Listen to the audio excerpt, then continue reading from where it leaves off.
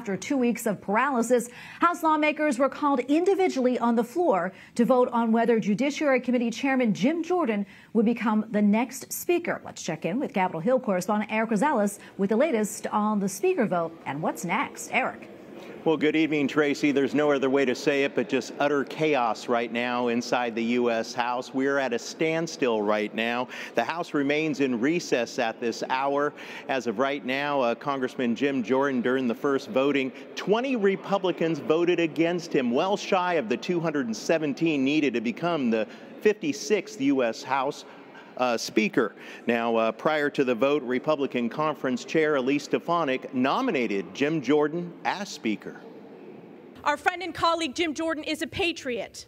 He is an America First warrior who wins the toughest of fights, going after corruption and delivering accountability at the highest levels of government on behalf of we, the people.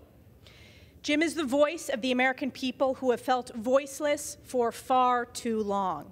Democrats nominated Congressman Hakeem Jeffries as Speaker and then used their time to go after Congressman Jordan's pro-life agenda. We're talking about someone who has spent his entire career trying to hold our country back, putting our national security in danger, attempting government shutdown after government shutdown, wasting taxpayer dollars on baseless investigations with dead ends, authoring the very bill that would ban abortion nationwide without exceptions. Some lawmakers believe that a speaker will be decided sometime soon. You expect the first few protest votes. That's fairly normal. Say, hey, I'm kind of against what happened to McCarthy or I'm against what happened to Steve. But that's just the normal first cycle or two. I think it gets better over time, and hopefully we get him there today or the next couple of days. You know, I don't understand why so many people hold on to past grievances or whatever it is that causes people to not stick with the majority.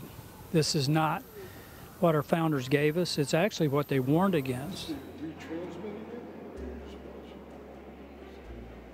A number of Republicans told me that, our adversaries are currently watching, like Russia and China. They're watching the U.S. House in disarray right now, and there are a number of pressing issues that need to pass the House, such as funding for Ukraine and the border. And let's not mention that we need government funding bills passed, as the government is about to shut down in about a dozen legislative days.